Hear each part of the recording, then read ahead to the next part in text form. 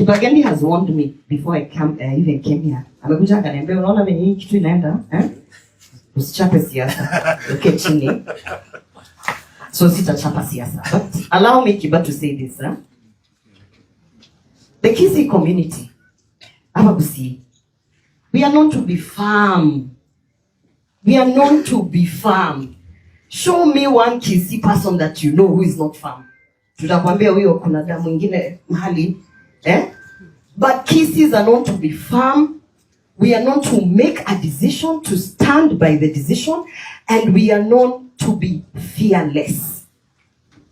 All the leaders you see here are fearless, they are firm. In the recent past, we have been called crazy. Yeah? You know, Ebarimu, it's my new hashtag, Ebarimu. We have been called crazy. When Kibagendi, we saw in parliament, stood there and said to Adan Duale, what you guys are doing is wrong. This and this is happening. Kila mtu aliwana aka nyumbani anasema, wait. Huyu mtu hata ajui anachezea, right? You are just shivering, thinking what's going to happen to this guy. Of course, they suspended him, right? And of course, wamemwekea vita. But he stood on business. When Senator Richard Onyonka was running up and down on this Mombasa road saving our airport, people were thinking watamaliza, and we thank God for your life because they have not done it. But he stood on business regardless of all the persecution that was happening. He stood on business. Myself, I have done a lot of things out here, spoken against all the ills of this government. And whatever has happened to me has happened, but we stand on business. So, my message today, because, your mother, akuza tu mtu wa hivi, a fence sitter. There are some people, they are fence sitting Olympics. Leo wako pale, wengine wako huko. They are just swayed by money, by influence. Sometimes you're like, sasa hii ni spirit gani? We stand on business. So going forward, because I can't speak anything more than that, I would have wanted to say so many things Kibagendi.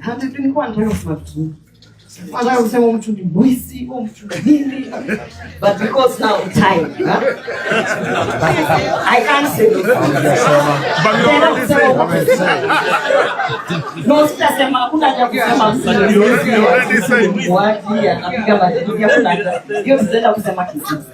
for today, because we don't want to go. For today, I want to tell you, Your Excellency. They keep telling me you're not an excellency. Nyinyi kama hamuna excellency, nyinyi tafuteni my excellency wengine. Your Excellency, Dr. Fred Matiang'i. Some of us, this journey, this journey you are in, we are in deep, both feet.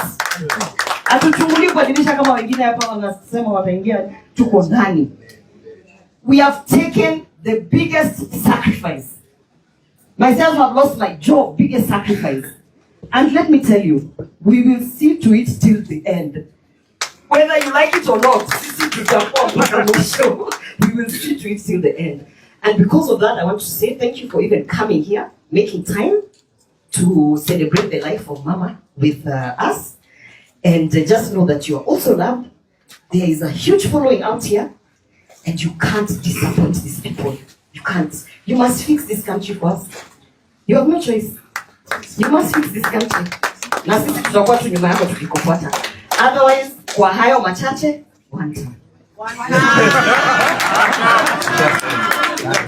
Alikuwa amesema